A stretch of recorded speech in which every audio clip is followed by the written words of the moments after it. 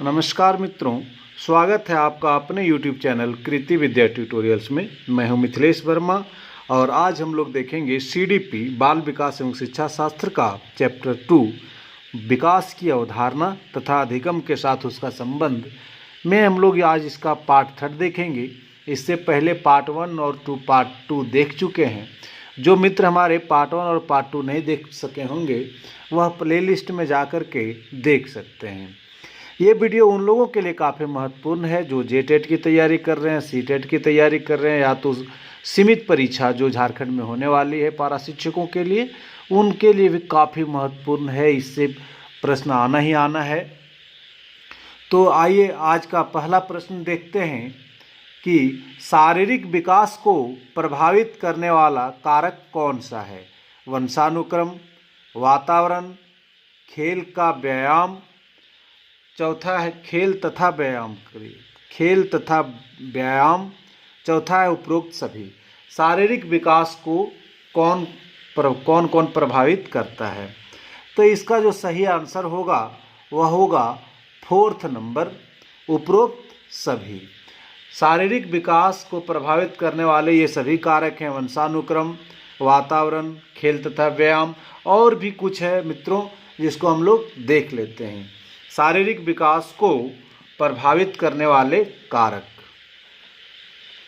शारीरिक विकास को प्रभावित करने वाले कारक। तो कौन कौन से कारक हो सकते हैं पर आप देख लीजिए। यहाँ पर आपका वंशानुक्रम आएगा, वंशानुक्रम। दूसरा आपका वातावरण भी है, खेल तथा व्यायाम है, खेल तथा व्यायाम। चौथा आपका भोजन भी हो जाएगा, जिस तरह का भोजन होगा उस तरह का शारीरिक विकास होगा, भोजन। वंशानुक्रम, जैसा आपका परिवार होगा, दादा दादी माँ पिताजी होंगे, उस तरह का विकास आप में होगा, बच्चे में होगा। इस तरह का परिवार की स्थिति, यदि संपन्न परिवार है तो विकास अच्छा होगा। परिवार की स्थिति पर भी डिपेंड करता है शारीरिक विकास। चौथा है, नेक्स्ट है दिनचर्या। जिस तरह का दिनचर्या होगा उस तरह का विकास होगा, शारीरिक विकास। जो प्रतिदिन योगा करेंगे, व्यायाम करेंगे, एक्सरसाइज करेंगे, उसका शारीरिक विकास अच्छा होगा।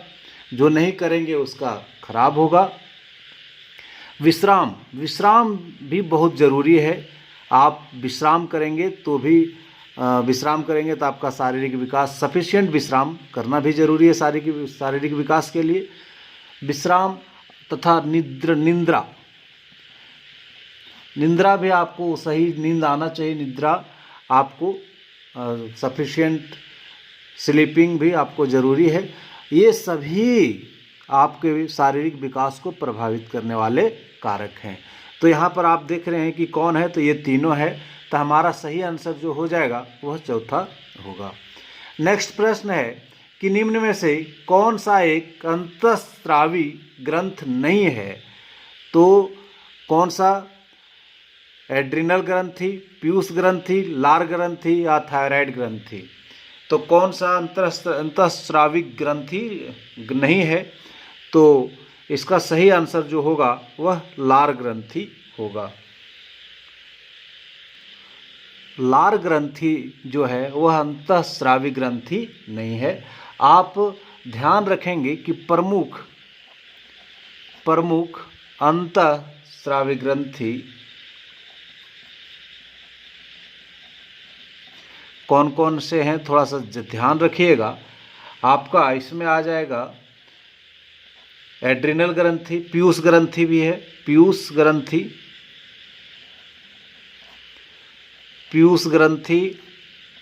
एड्रिनल ग्रंथि,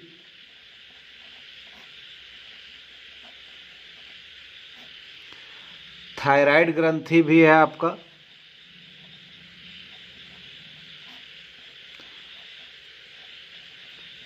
और एक और याद रखिएगा पैराथायराइड,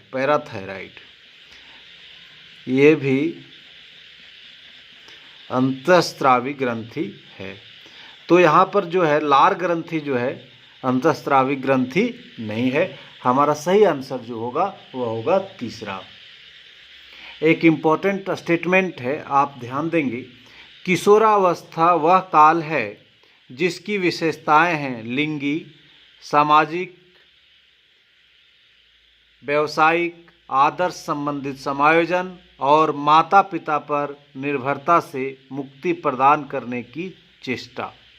ये कथन किसका है? किशोरावस्था के संदर्भ में ये कथन किसका है? कोहलन का, स्टैनले हॉल का, बिग एंड हंट का, चौथा है कोहलबर्ग का। तो यह स्टेटमेंट जो आप देख रहे हैं, किशोरावस्था वह काल है जिसकी विशेषताएं हैं लिंगी, सामाजिक, व्यावसायिक, आदर्श संबंधित समायोजन और माता पिता पर निर्भरता से मुक्ति प्रदान करने की चेष्टा। तो यह जो स्टेटमेंट है वह है आपका कोहलन का। इसलिए सही आंसर जो होगा आपका एक होगा, ध्यान रखेंगे इसको। नेक्स्ट है चौथा, विकास शब्द में निहित है। विकास शब्द में निहित है केवल संरचनात्मक बदलाव, केवल प्रक्रियात्मक बदलाव, दोनों संरचनात्मक तथा प्रक्रियात्मक बदलाव, चौथा है इनमें से कोई नहीं। तो इसका जो सही आंसर होगा वह होगा विकास शब्द में निहित है, केवल संरचनात्मक बदलाव, केवल प्रक्रिया। ये इसका जो सही आंसर होगा वह होगा तीसरा, दोनों संरचनात्मक तथा प्रक्रियात्मक बदलाव। विकास शब्द में दोनों संरचनात्मक तथा प्रक्रियात्मक बदलाव निहित है। हरलॉक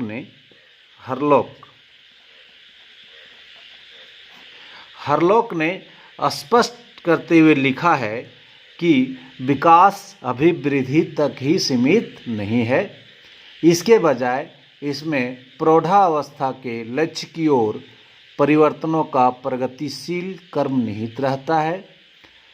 विकास के परिणाम स्वरूप व्यक्ति में नवीन विशेषताएं और नवीन योग्यताएं प्रकट होती है। तो विकास जो है विकास शब्द में दोनों संरचनात्मक तथा प्रक्रियात्मक बदलाव निहित है। नेक्स्ट है कि शारीरिक वृद्धि और विकास को कहते हैं तत्परता, अभिवृद्धि, गतिशीलता, चौथा है अनुवांशिकता। शारीरिक वृद्धि और विकास को जो कहते हैं वह कहते हैं उसको अभिवृद्धि कहते हैं। तो शारीरिक वृद्धि और विकास को अभिवृद्धि कहते हैं क्योंकि अभिवृद्धि एक निश्चित समय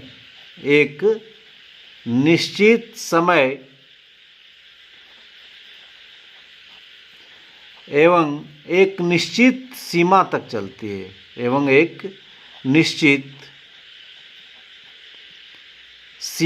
चलती है। अभिवृद्धि निश्चित समय एवं निश्चित सीमा तक चलती है। और शारीरिक विकास भी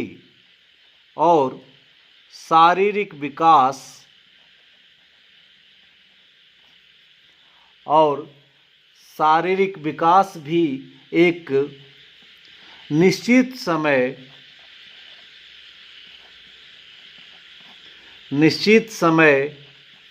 एवं सीमा के अंतर्गत होता है। इसको ध्यान रखेंगे। तो अभिवृद्धि एक निश्चित समय एवं निश्चित सीमा तक होती है और शारीरिक विकास भी जो है एक निश्चित समय एवं सीमा के अंतर्गत होती है। तो शारीरिक वृद्धि और विकास को क्या कहते हैं? अभिवृद्धि कहते हैं।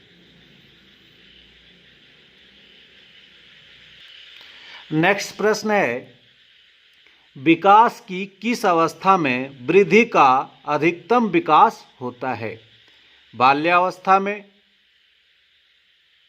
शैशवावस्था में, किशोरावस्था में या प्रौढ़ावस्था में। तो विकास की किस अवस्था में वृद्धि का अधिकतम विकास होता है? तो इसका सही आंसर जो होगा वह होगा आपका सी, किशोरा अवस्था। तो किशोरा अवस्था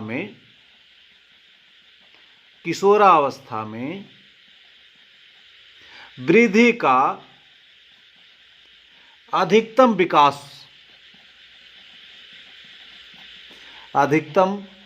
विकास हो जाता है। इस अवस्था में मतलब किशोरावस्था में बालकों की आपको कल्पना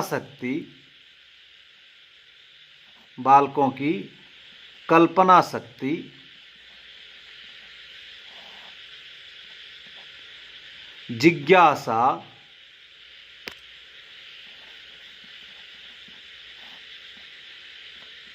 बौद्धिक क्षमता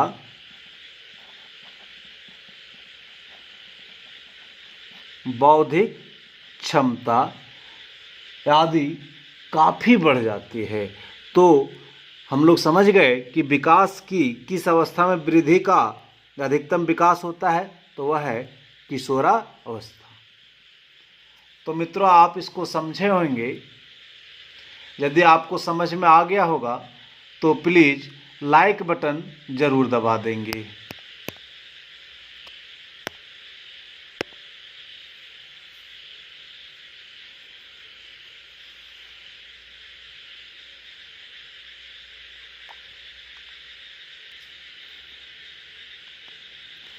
नेक्स्ट है कि निम्न में कौन सा शारीरिक विकास की एक प्रमुख नियम है?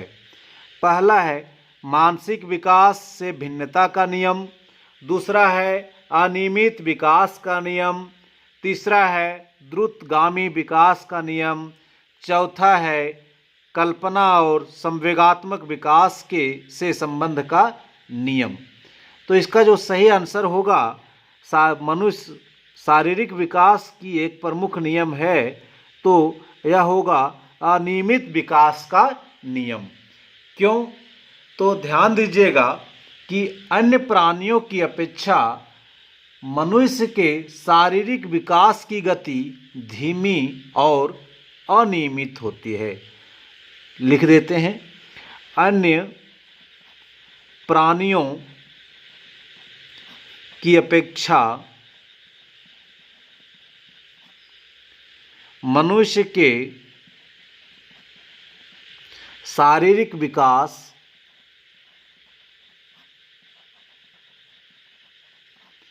की गति धीमी एवं अनियमित होती है। धीमी एवं अनियमित होती है। शैशवावस्था में जो होता है, शारीरिक वृद्धि एवं परिवर्तन तीव्रतम गति में होती है। क्या होता है? शैशवावस्था में शारीरिक वृद्धि जो होती है वह तीव्रतम होती है, सबसे ज़्यादा, सबसे तेजी से होती है। बाल्यावस्था में यह धीमी हो जाती है। बाल्यावस्था जाकर के यह जो विकास है वह धीमी हो जाती है। और पुनः किशोरावस्था में, ध्यान दीजिएगा, पुनः जब किशोरावस्था होता है तो किशोरावस्था में विकास जो होता है फिर तीव्रतम हो जाती है, तीव्रतम गति से होती है। शैशवावस्था एवं बाल्यावस्था में शारीरिक विकास सिर से पैर की ओर एवं निकट से दूर की ओर के नियमानुसार होता है। इसको लिख लेते हैं, बहुत इंपॉर्टेंट है, पूछा जाता है। शैशवावस्था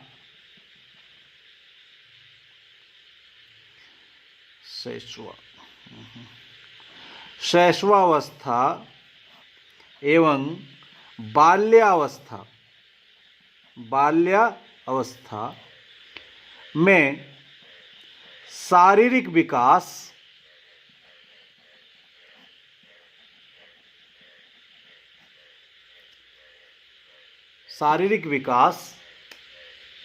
सिर से पैर की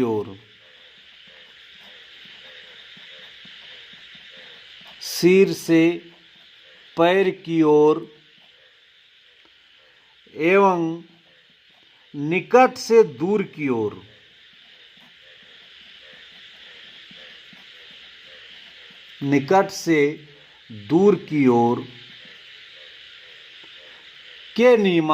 के नियमानुसार होता है।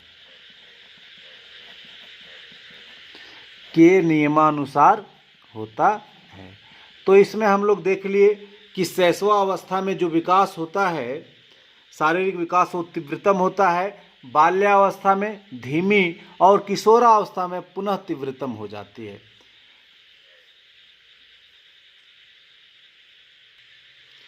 नेक्स्ट है कि किशोरावस्था तूफान और संघर्ष का काल है। यह कथन किसका है? यह बहुत ही इम्पोर्टेंट कथन है, आप ध्यान रखिएगा, ये बार बार क्वेश्चन रिपीट होता है। तो यह कथन किसका है, यह ध्यान रखिएगा। किशोरावस्था तूफान एवं संघर्ष का काल है, यह कथन किसका है? तो ध्यान रखिएगा, यह कथन है स्टैनले हॉल का। स्टैनले हॉल का कथन है। तो हम लोग देख लेते हैं स्टैनले हॉल के वर्ड में। स्टैनले हॉल ने किशोरावस्था को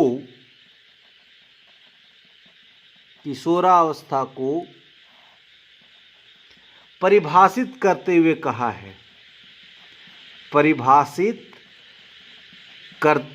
कहा है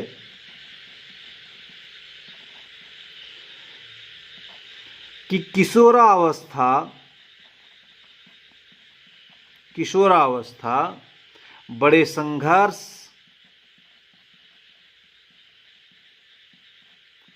तनाव, तूफान तथा विरोध की अवस्था है।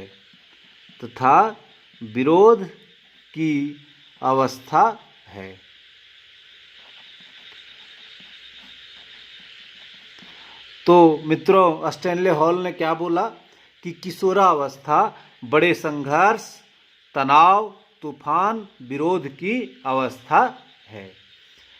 तो यह बहुत ही इम्पोर्टेंट है, बहुत बार पूछा जा चुका है इसको, और पूछने का भी संभावना है कि किशोरावस्था तूफान एवं संघर्ष का काल है, यह कथन किसका है?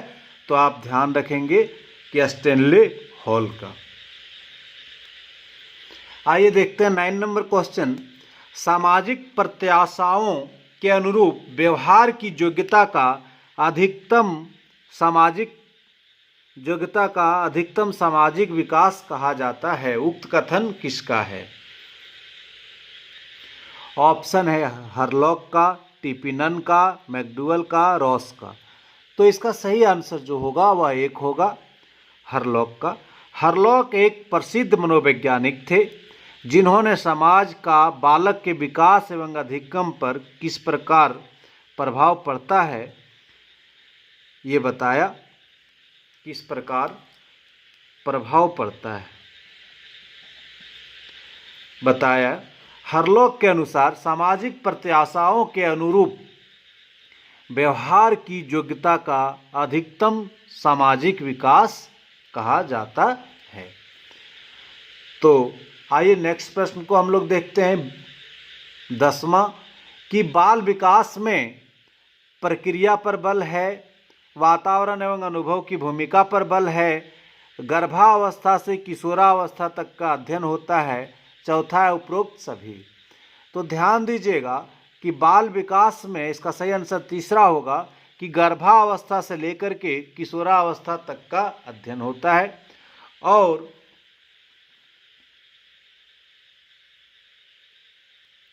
और इसके अंतर्गत शारीरिक, मानसिक एवं व्यवहारिक परिवर्तनों का अध्ययन करते हैं।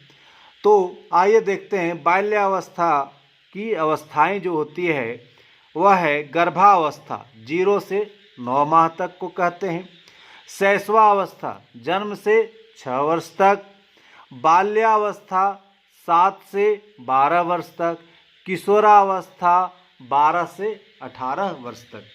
मित्रों ध्यान रखिएगा कि विभिन्न मनोवैज्ञानिकों का अलग अलग मत है, लेकिन यह एक जनरल रूप है। तो बाल विकास में गर्भावस्था से किशोरावस्था तक का अध्ययन होता है। तो मित्रों ये वीडियो आपको यदि अच्छा लगा हो और अब तक मेरे चैनल को आप सब्सक्राइब नहीं किए हों तो प्लीज़ आप मेरे चैनल को सब्सक्राइब करके बेल आइकन्स को दबा दें। इससे होगा क्या कि मैं जब भी वीडियो को अपलोड करूंगा तो इसकी सूचना आपको तुरंत प्राप्त होंगी। और इस वीडियो को आप अपने दोस्तों के बीच में भी शेयर कर दें ताकि आपके दोस्त भी लाभान्वित हो सकें। मित्रों आपका तहे दिल से धन्यवाद कि आपने पूरा वीडियो को देखा, इसके लिए धन्यवाद।